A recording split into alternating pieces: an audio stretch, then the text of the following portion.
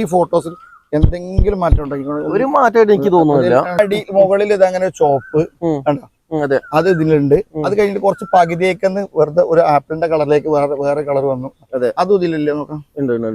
Shape നോക്കാം, ഷേപ്പും ഒരേപോലെ തന്നെ. ഈ ലീഫിന്റെ കളർ, ലീഫിന്റെ സൈസ് നോക്കാം. ലീഫ് നോക്കാം, ഈ കാണിക്കുന്ന ലീഫ് അത് തന്നെ ലീഫ് സെയിം ലീഫ് തന്നെ അല്ലേ, ഒരു മാറ്റവും ഇല്ല, സെയിം.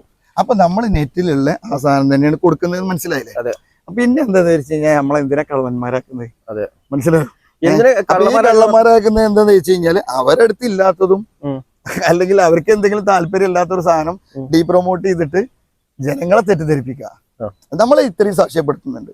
ഇതിന്റെ അപ്പുറത്ത് എന്താ നമുക്ക് ചെയ്യാൻ പറ്റുക? ഒരു സാധാരണ ഒരു കേരളീയൻ എന്നുള്ള രൂപത്തിൽ നമുക്ക് ഈ ഒരു മാവിനെ നമുക്ക് സെർച്ച് ചെയ്താൽ കിട്ടാവുന്ന ഒരു തെളിവുകളൊക്കെ അത്രയല്ലേ കിട്ടുള്ളൂ.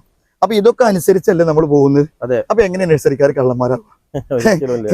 കാരണം അങ്ങനെ കട്ട് കാശ് ഉണ്ടാക്കേണ്ട ഒന്ന് ഇന്ന സമയത്ത് എനിക്കത് ആവശ്യമില്ല. പക്ഷെ എന്നിരുന്നാലും ഞാൻ അത്യാവശ്യം എല്ലാ രീതിയിലും എല്ലാ കാര്യങ്ങളും ചെയ്യുന്ന ഒരാളാണ്.